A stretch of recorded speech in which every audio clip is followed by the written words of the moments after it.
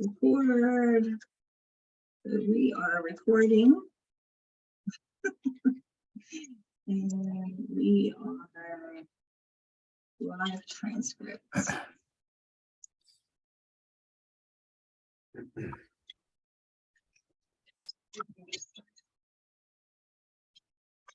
Somebody should say something to see if the transcripts are working.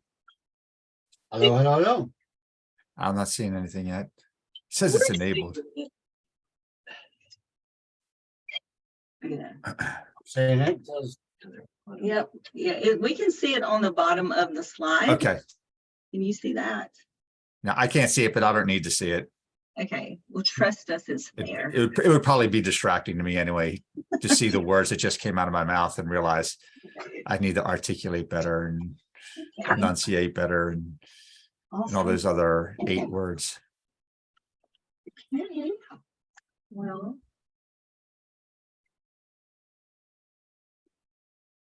I should actually mute myself at this point since I don't speak for a while.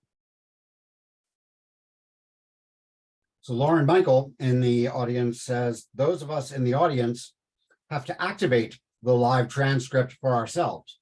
yes. So you guys, we can see it, but you may not be able to. And it is 2 o'clock, so I'm going to get started. And hello, everyone, and welcome to our session today, looking at academic library and IT services through a DEI lens. Before we begin, I want to cover some housekeeping items. This session will be recorded. Please leave your cameras off and microphones muted throughout the session. If you have any questions, please use the Q&A feature. We will get to as many of them as we can at the end of the session. And now I am pleased to introduce our speakers, David Consiglio and Kevin Creamer. David Consiglio is the Director of Assessment, Learning Spaces, and Special Projects at Bryn Mawr College, where he has been for over 20 years. Prior to that, he was at the University of Maryland. Consiglio works with researchers and students and teaches in the areas of statistics, research, and survey methodology, and has taught survey research methods as an adjunct professor in the Department of Sociology. Over the years, he has developed and consulted on hundreds of surveys and research projects. He is the founder and director of the MISO survey, which he created in 2005. Dave possesses deep subject knowledge and an engaging interactive presentation style. Kevin Creamer works at the University of Richmond, where he has been for 34 years in a variety of positions, including the library. He currently works on communications, engagement, and assessment for the IT division. Kevin is also the associate director for the MISO survey.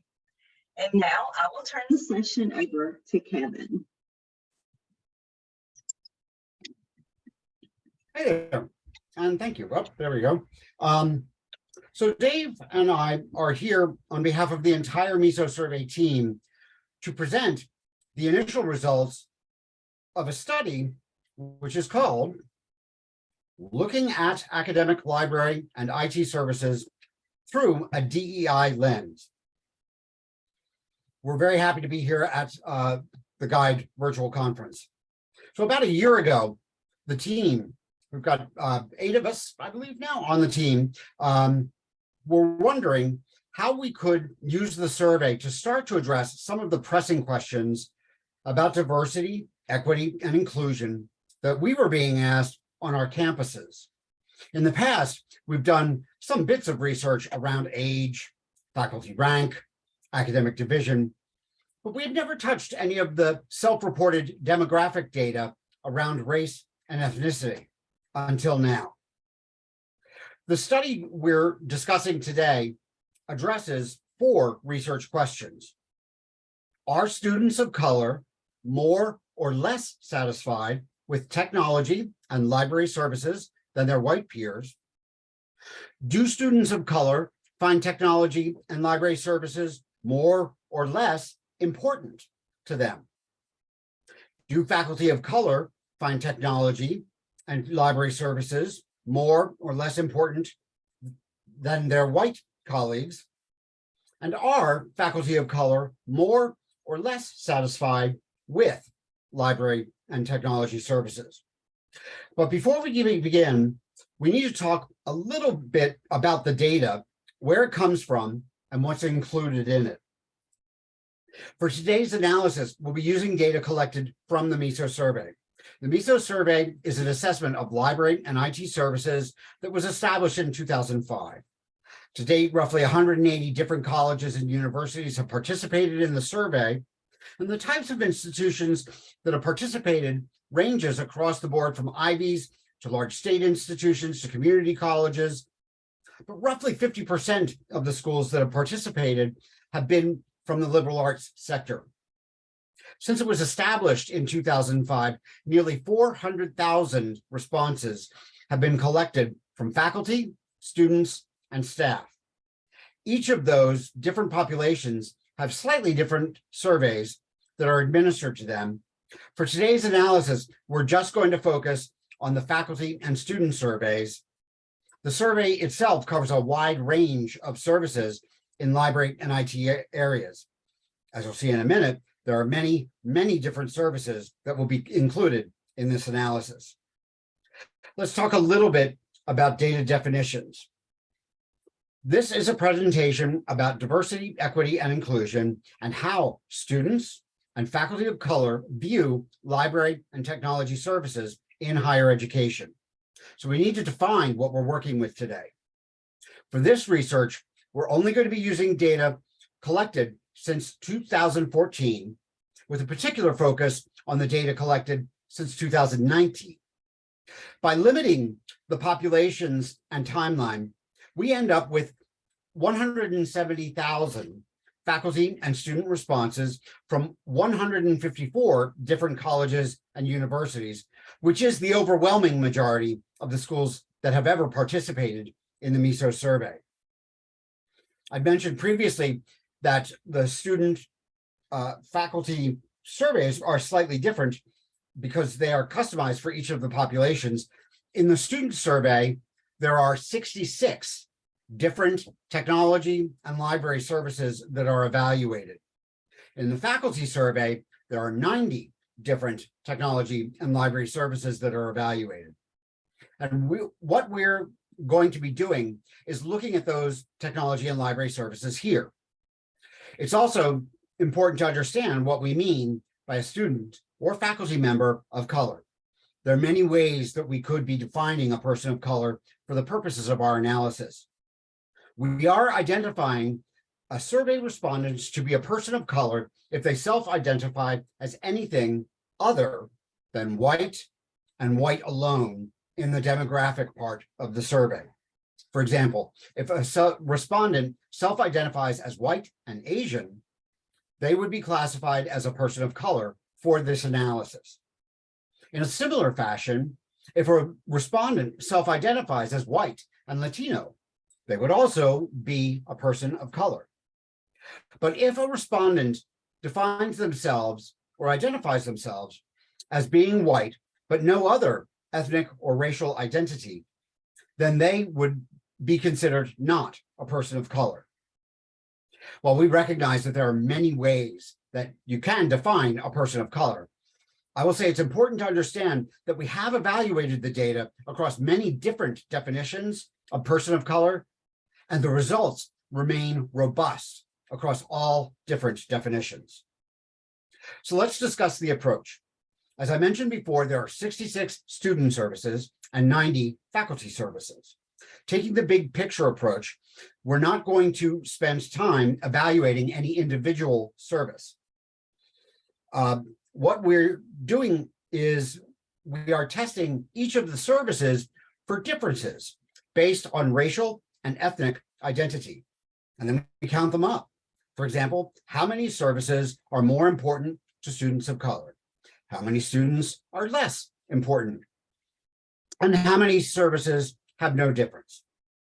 This approach allows us to look for bigger patterns that span across the services. It's also important to understand what we're not going to show.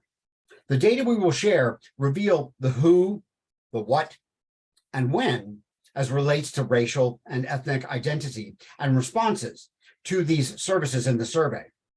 But we're not going to tell you why patterns emerge, because we don't know why. And we're not going to say how we should react. The why and the how are those parts of the conversation that we need to engage as a community. Today, this means you. Listen carefully, as you will probably hear some interesting questions shortly. To dive into the data, I'm passing this off to David Consiglio. Kevin, I'm a slide behind. Great, thank you. All right. I tend not to be scripted, so this is going to be a little bit different than what you might normally hear. So I want to take you back a little bit to when we first started doing this analysis. Kevin mentioned this already. It was spring of 2001, and we're sitting around and we decided that we want to dive into analyzing our data based on racial and ethnic identity. We've been collecting data since 2005, and this is an area that we've never properly explored.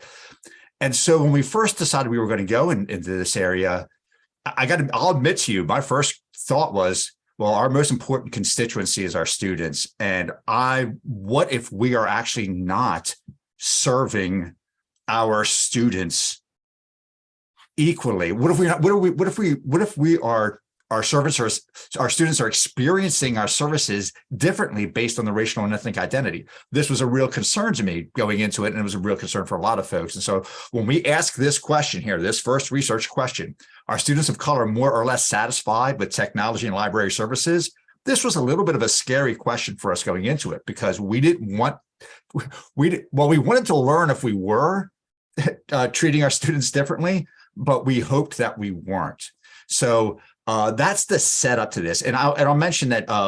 So Kevin, if you can move to the next slide, I'll show you, we're going to show you the results of this one. So before I talk about what the story is with this slide, I want to orient you to what you're seeing here a little bit. So Kevin mentioned that our approach to this is to not look at any particular service area. What we're going to do is we're going to count up the number of services where students of color find the service to be more important to them than their white peers. Count up the number of services where white students find the services to be more important than students of color. And then we're going to count up the number of services where there is no statistically significant differences based on racial and ethnic identity. So when you're looking at this pie chart, the first thing you should know is that if the pie chart's representing those counts, the blue in the pie charts shows you how many services, or the proportion of services, where students of color found those services to be more satisfactory to them. The orange in the pie chart is the proportion of services where white students found those services to be more satisfactory to them. And then the gray is the proportion of services where there is no statistically significant difference between students of color and their white peers. So I started this whole thing off by saying this question was our scary question. What if there are huge differences here? Well, the first thing that we would see in this is there's a whole lot of gray in this pie chart. The overwhelming majority of services, there's no difference in satisfaction with those services based on the student's racial and ethnic identity. This was, quite frankly, really good news to us. We were very happy to learn this, I got to admit. And then even in that smaller portion where there are some statistically significant differences based on racial and ethnic identity, there's more services where students of color were more satisfied with them than their white peers. And a small number, in fact, it was only 2 out of the 66, where white students were more satisfied with the services. So this was the first scary question we had to ask and answer. And it seems to be that there's not a lot of differences going on here. But statistically significant difference is only one way of looking at this, because once you find something that's statistically significant, the very next question you should ask yourself was, well, if there's differences here, how big are those differences, right? And the way that we can take a look at how big those differences are by using something called the effect size. Now, this is a Cohen's d effect size. If you're familiar with statistics, you're probably familiar with Cohen's d effect size already. If you're not, I'll give you a quick tutorial on how to read this. There are some certain rules of thumb. If an effect size is 0.3 or lower, it's considered small. An effect size that is above that, but up to about 0.5 is considered moderate. And then effect sizes that are larger than that are considered to be large effect sizes. Now, we've added a line on here. You can see from the chart on the right that says very small. And the reason why we've added that line is because even in the cases where there are statistically significant differences based on racial and ethnic identity, those differences are so small that they would fall below our line for very small, which means that what we have here is that the overwhelming majority of the services, there's no differences based on racial and ethnic identity. And even where there are differences, those differences are so small for all practical reasons, there really is no difference there. The differences are so small, they just don't carry much meaning, right? So the first takeaway that we should have here is that from a student perspective, there's no real differences in how students view our services, both library and technology services, based on their racial and ethnic identity. Now, I want to be careful about what I'm saying here. It doesn't mean that they are not experiencing services differently. What I'm saying here is that their self-reported satisfaction with the services shows no difference based on racial and ethnic identity. So we're going to move on to the next slide here. That brings us to the next question. The next question is, well, do students of color find technology and library services to be more or less important to them? So this is the complement to the last question, which is first we asked about their satisfaction with it. And now we're really asking about how much they value these different services. So Kevin, if you could show the next slide. You can tell immediately that this looks quite a bit different than the last slide that we had where we had the pie charts and the effect size on here. That first one, we had almost entirely gray, right? This one, it's almost entirely blue. And what we're seeing here is that the overwhelming majority of library and technology services are more important to students of color than their white peers. I have to admit, when we first saw this, I was a bit baffled by this. We didn't quite understand. Let's just say we weren't expecting this, because we're talking something about like 85% of the services came across as being more important to students of color than to their white peers. And when we look at the effect sizes, while the effect size is still in the small area, it's about 3 times the size of what we saw previously when we were looking at the satisfaction ones. So it's small, but it's no longer completely meaningless. There's actually some meaning to this now. It's a small difference, but a meaningful difference. So like I said, this was something that we really weren't expecting, and it shows up. And so the next question I'm asking myself is these effect sizes are not huge. Maybe this is something that's recently emerged, or maybe this is just a product of, I don't know, maybe the pandemic, maybe there's something causing this here that could explain this away, right? So the first question we started asking ourselves is, well, how long has this been around? Let's see if this is something that's been around, that was around in the past as well. So we decided to take a look at this over time. Kevin, if you could show the next slide, please. So what we did was we compared the results from 2019 and through 22 to the results from 2014 through 2018. And while there are some slight differences in here, the story remains the same. The overwhelming majority of services are more important to students of color than to their white peers. So even though the effect size is on the smallish end, this phenomenon that we're noticing is proving to be robust over time. This isn't something that just emerged or was an aberration of the last few years. This is something that has been persistent. So the next thing we decided to do is we're measuring both library and technology services. So let's break apart the library and technology services and take a look at those separately and see if there's something difference between, maybe this is a technology thing mostly or a library thing mostly. Let's just compare them. So Kevin, if you show the next slide, please. And when we look at it, it's neither. It's not a library thing or a technology thing. The overwhelming majority of the services are more important to students of color. And this is kind of interesting now, because if you're tracking this, something that was a low level effect, a relatively small level effect across a lot of services. But now we're seeing that it's robust over time, and it's robust across service type, right? So it's because we're finding it both in technology services and library services. So we're not able to explain this away very easily right now. And so the next question that we had was, well, Kevin mentioned that little more than half of the schools that participate in the MISO survey are from the liberal arts sector. The question I next had was, well, maybe this is being driven by one higher ed sector and that's making this happen. So we decided to break our institutions between the liberal arts sector and then everybody else. Kevin, if you would just show the next slide. And now we're starting to see things here like this is really, it's incredible. It's starting to become incredibly robust now, because not only is it happening over time, happening across service areas, but it's also happening across higher education sector. So it doesn't matter whether it's in the liberal arts or state universities or community colleges, we're still finding this effect. Students of color are finding these services to be more important to them than their white peers. And it's over time, it's across service type, and it's across institution type at this point. So the next question we asked was, well, maybe this is being driven by where they are in their life cycle as a student at the institution. So we wanted to see maybe seniors and juniors are looking at these things differently than first year students and sophomores. So Kevin, if you show the next slide.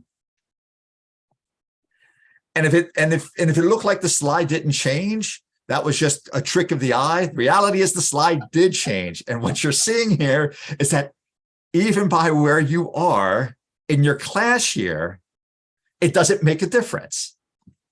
First years and sophomores, juniors and seniors, over time, library versus technology, liberal arts versus non-liberal arts, this pattern is holding up. So even though the effect sizes were not huge, this is proving to be incredibly robust phenomenon that we're finding here.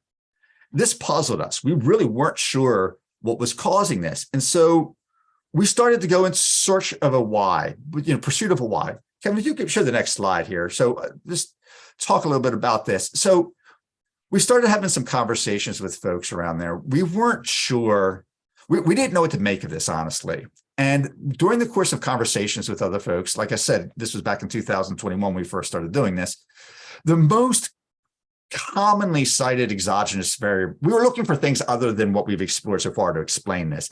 And so the most commonly cited exogenous variables that we came up with were a socioeconomic background of students, that somehow that race and ethnicity was actually being a proxy for socioeconomic factors that are not related to race and ethnicity on their own. And so you got to understand that the MISO survey we're really, the reason why we exist is to be essentially a customer satisfaction survey for library technology services and higher ed. We were not designed to be a DEI survey. We were not designed to do DEI research initially. So we couldn't add a whole bunch of socioeconomic questions to our survey. It just wouldn't fit into with what the mission of the survey is. And so as we had more conversations with people, the thing that started to come up was, if you're just going to add one question to the survey to be a proxy for socioeconomic background, the question we should add is measuring whether the student is a first gen student or not. So we came up with a question that measures whether they're first gen or not. We introduced it in 2022. And so we only have the data from 2022 for this analysis. But we wanted to see what happens if we start looking at first gen students and see if the racial and ethnic differences remain based on first gen. So Kevin, if you would move to the next slide. And yeah, so even when you look at just first gen students, we're still finding the racial and ethnic differences in how the racial differences in how students view the importance of services based on racial and ethnic identity. And the effect size is actually even a little bit larger for the first gen students. Although I'm not going to get too carried away with the differences in the effect size, because it is a smaller number of institutions and a smaller number of students. But the reality is that even within first gen students, this continues to exist. So I'm going to move on to the next slide and just do a quick recap of what we've heard so far. So a quick recap, we didn't find any differences in service satisfaction based on racial and ethnic identity, but we're finding this phenomenon around importance that is quite robust, even though the effect sizes are small. Students of color find technology and library services to be more important to them than their white peers. And this persists over time. It persists across service areas. It persists across institution types. It persists across the stage of the student's career at the institution. And it even persists within first generation students. So this leads to the next question for me, if you move to the next slide, Kevin, is, well, would we find this in our faculty as well? I mean, is this a phenomenon that even moves past just looking at our students? And so we decided to do the analysis looking at faculty of color and how they view the importance of the library and technology services. Kevin, if you move to the next slide. And it's actually kind of stunning. It persists even in faculty. Faculty of color find the library and technology services to be more important to them than their white colleagues. And eerily, the effect size is identical to that of the students. So this is persisting over time between service types across higher education sectors, across where the students are in their career, within first gen students, and now we're seeing it within faculty as well. In fact, we wanted to explore the faculty part of it a little bit more too, see if it's as persistent within faculty as it is within students. Kevin, if you move to the next slide. And it is. The same thing is happening in faculty. It's there over time. It's there across service areas. It's there across institution type. We even broke down the demographics even more. We looked at age groups with faculty. We looked at genders with faculty. We looked at academic disciplines with faculty, and it's there across the entirety of it. So this is a phenomenon that we can't explain. We want to understand it, but even though the effect sizes are relatively small, it's incredibly robust. We're hoping when we get towards the end of this that we'll have time to talk to you about what's some of the reasons behind it. But before we do that, we can't leave the faculty without talking about the faculty's view in terms of their satisfaction with these services. We already did the satisfaction with these services for students, so we need to look at the faculty as well. Kevin, if you move to the next question. So we asked the question, are faculty of color more or less satisfied with technology and library services? If you move to the next slide. Now, you may have noticed that this looks a little bit different than any slide that we've seen before in terms of the charts. For the first time, there's a pretty big chunk of orange appearing on our slide here, in our pie chart, right? So we have roughly,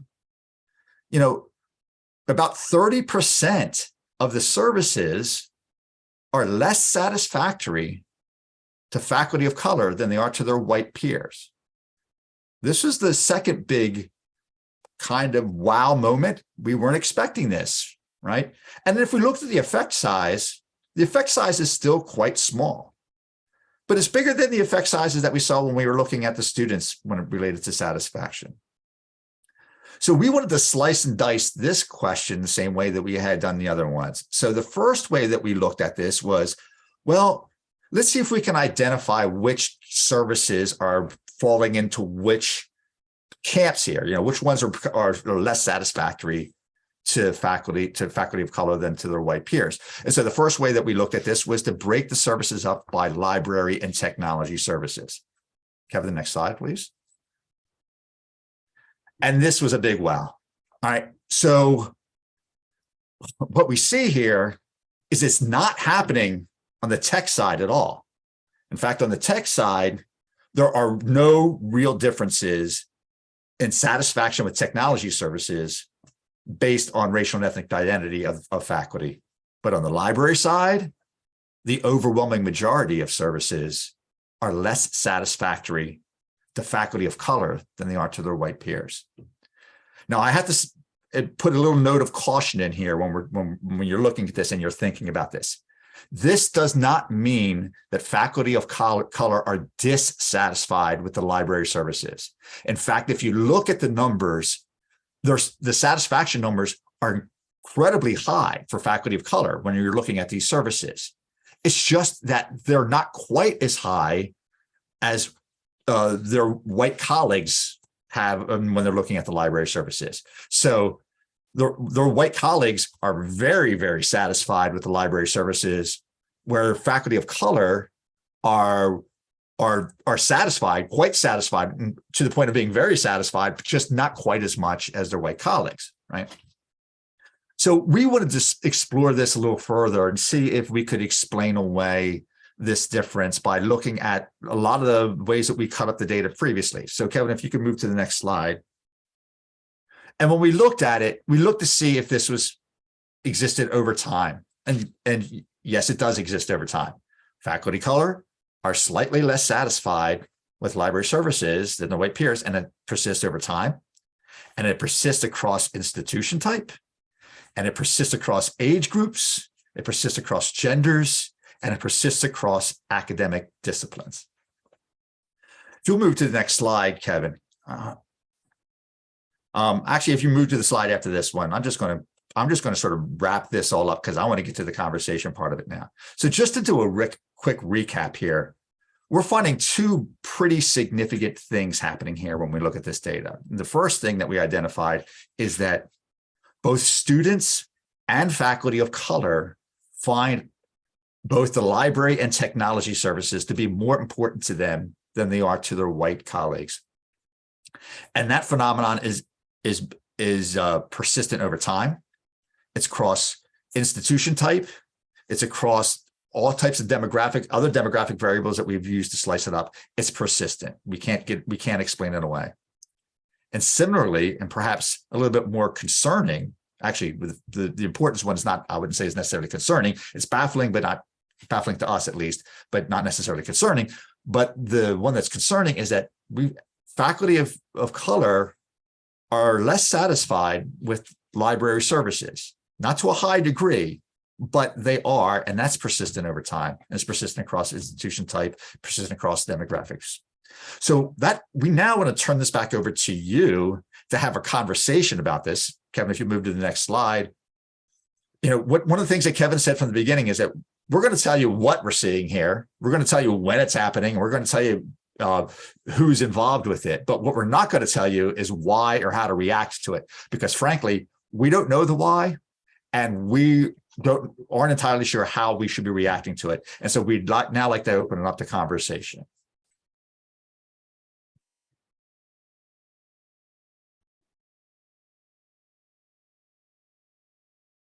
I'm not exactly sure how to handle this part of it. Well, my understanding is that participants aren't able to turn on their mics and speak to us. And I don't think that the chat is going either. So if people could put in either questions or comments, what do you think, into the Q&A, then we will see them. And there are already two in here that I can share with you, Dave. The first is, have you done any research on librarian representation and the importance to students? All right, so I love that question. I have to tell you that is where we went as a group. Is this about, for lack of a better way of saying it, is it about not seeing people that look like you in the library, right? And maybe not just look like you, but in terms of like what people bring by all the things that people bring by having diverse identities in the library, what all that brings to making it for a better library.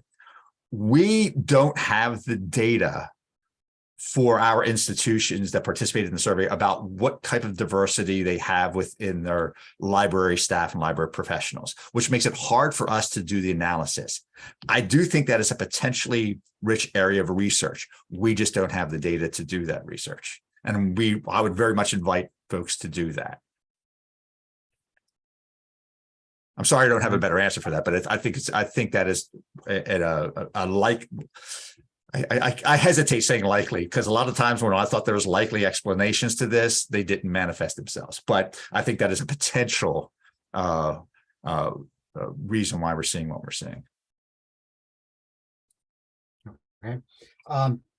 Another person says, I wonder if people of color faculty having less satisfaction with libraries is related to a lack of diversity in collections. Many libraries struggle to diversify collections and services. I'll say that I think that's a very reasonable, and even it makes a ton of sense that might be the case. But we try to look at that a little bit more. But the problem with that explanation is that we're finding this difference regardless of the service type that we look at. Just regardless of the services that we're looking at. So it's because we do have questions in there about the collections, and we have questions in there about access to materials, but we're not seeing any differences with those services when we compare it to things that are less related to collections, things like, the comfort in the library, or circulation services in general. So while it makes sense to me that it might be related to collections, it's too persistent across a vast variety of library services for it to be just that. We have another question. Says, do you know what reason or what in particular faculty of color are unsatisfied in library services? For example, in research I've done, open educational resources, OER, do not offer enough content that relates to different backgrounds or experiences. Yeah, I think my response to that is similar to the last one. I want to be very, very careful about how far I take my last answer, though, because there's the possibility that there are specific things that are happening within the library that are causing a generally slightly less satisfaction among faculty of color, and they are transferring that to every aspect of the library, right? So, because what we're seeing here is that this difference in satisfaction is spread across all different types of library services, all different types of things, including OER, right? But also things that are not related to that. But it's pretty even across the board when we look at it. So it's very possible that things like collections or the things that the access to certain resources, library resources, are the drivers behind it, but we're not seeing big spikes in those particular areas when we measure it. It's much more of a flat effect across all services, which makes me wonder whether there is a library resources major cause to this. I'm wondering if there's something that's slightly at a higher level, but I don't know. Again, I don't know. Okay. Another question. Have you considered that representation in collections and staff could be influencing overall experience, like comfort, et cetera? Yeah, I think that is a very possible reason behind this. And not only that, I mean, there's I hesitate saying this. One of the theories that has been batted about a little bit is if you close your eyes and you picture a higher education librarian, the image that many people would get in their mind's eye is not usually representative of the diversity that's within our culture, right?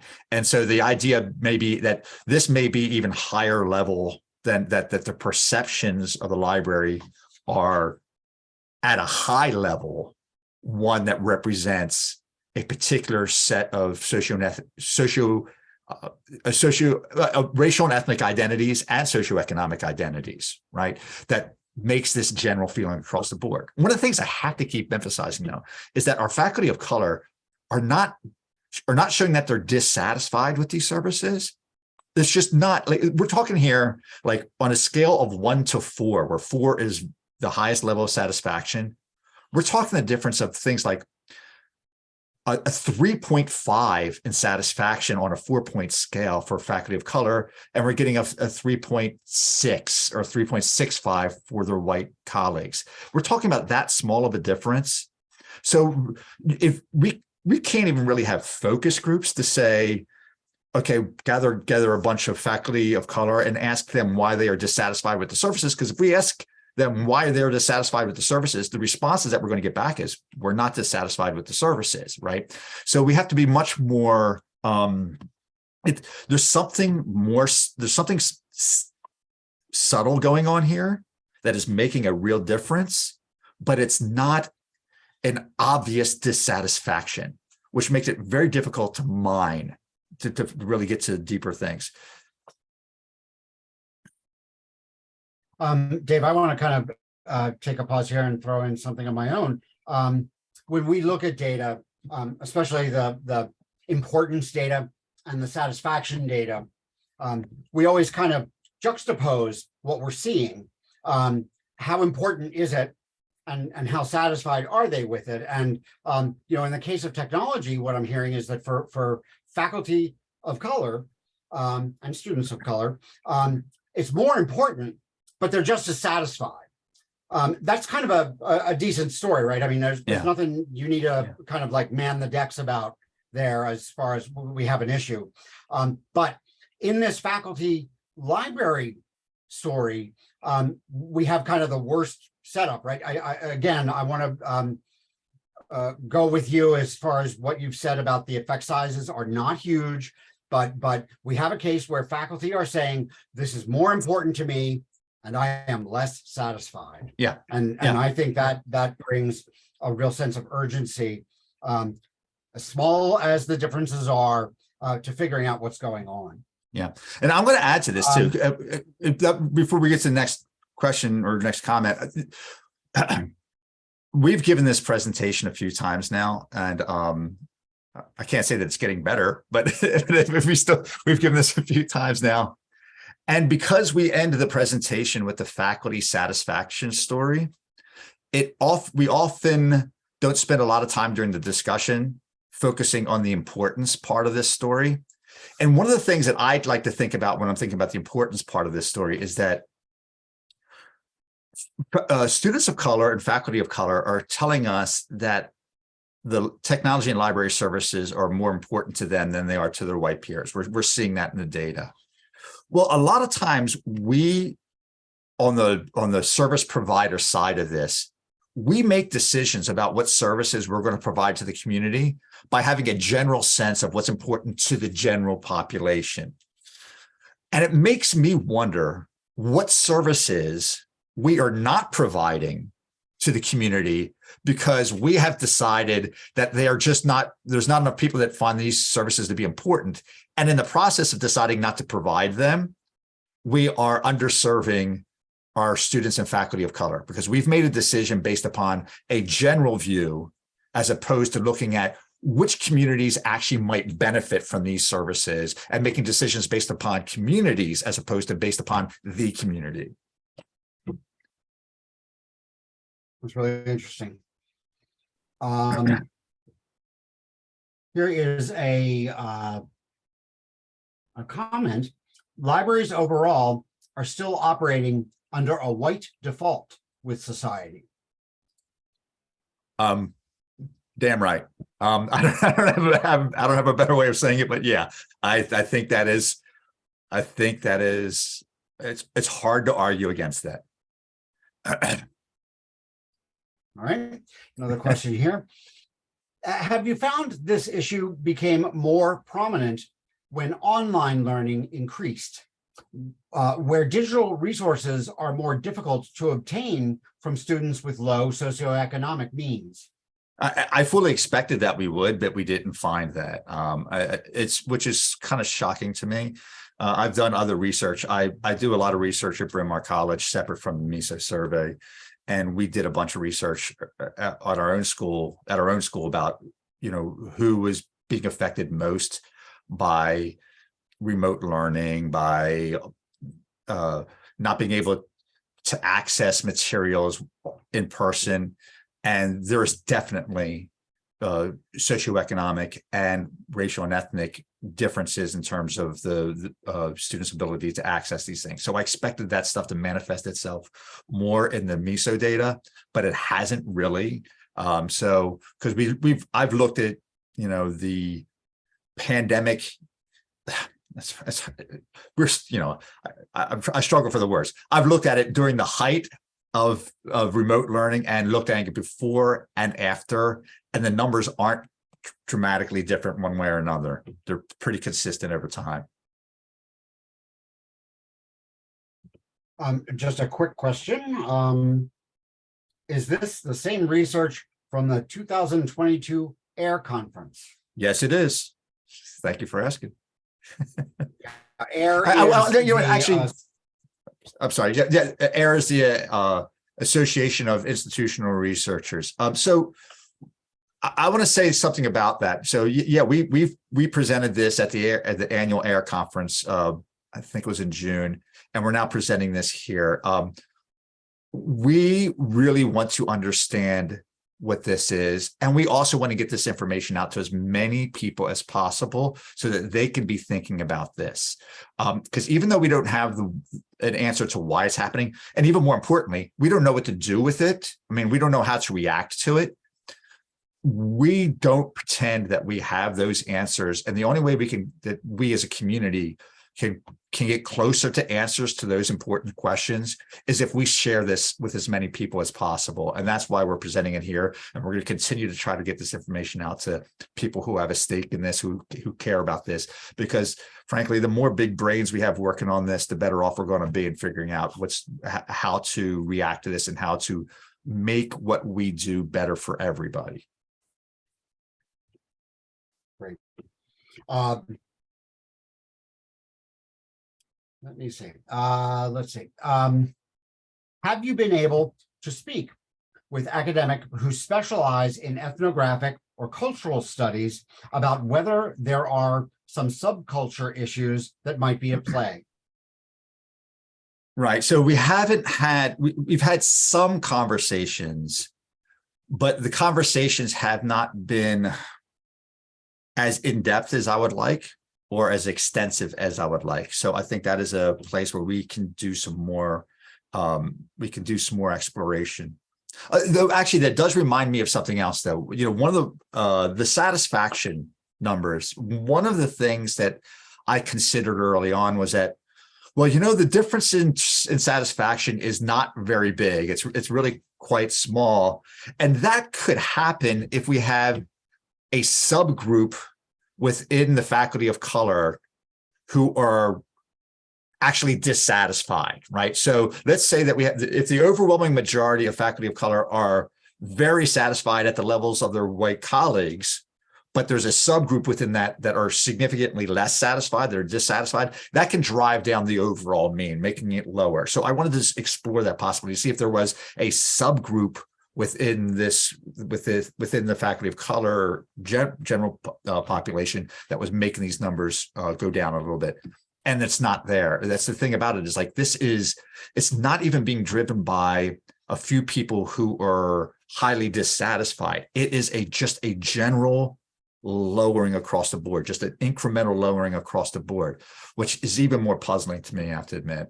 So that same questioner followed up while you were answering there, says, because I wonder how much the fight for equal access to some of these resources might affect how much those resources are valued. Yeah, that makes a lot of sense to me. I don't have an answer for that, but I mean, I think that makes a lot of sense. It's something, one of the things I want to ask everybody who's sitting in here to do is that we sat on this data for 16, 17 years without doing this analysis. If our institutions didn't start emphasizing that we need to start paying attention to this issue at a much greater level, we may have never done this analysis, because I'm actually embarrassed by the fact that we've never done this analysis. That I'm a sociologist and I never thought about breaking down. Well, maybe I thought about it. I never actively followed through with the idea of breaking this down by that. And I think there's a lot of us out here who have lots of data sitting around that we've never analyzed that data based on the racial and ethnic identities of the people who provided that data. We found this because we decided to look. I think there's probably a lot of you who have data out there that could do some looking into your own data to see where else these types of patterns might be emerging. And I encourage you to do that. This looks like it might be our last question. And we are getting very close to time. I think Lori's going to shut us down. Could you propose the follow-up question to the survey asking, how could the library services improve, or more directly, ask users to explain their rating? Thank you for your time. So we have questions in the survey that are open-ended questions that ask them to say, basically, how can we improve our services? We have that. It's qualitative data. We collect tens of thousands and sometimes over 100,000 responses in a year, and doing an analysis of qualitative data of that size in the data can be it's quite challenging, but it is something that I would love to do if I could get a 2-year-long sabbatical for my job. I'd love to sit down and do that analysis, but it is something that I think is worth exploring in greater detail. Or if there's an ambitious graduate student out there who wants to do the research. Thank you for your time, everyone. Hey, thank you so much. That gave us a lot to think about, didn't it? And everybody, thank you for attending and participating in the Looking at Academic Library and IT Services Through a DEI Lens session. And thank you, and enjoy the remainder of your conference. It was fabulous. I really appreciate it. Have a great day, everybody. Good morning. Y'all have a good day.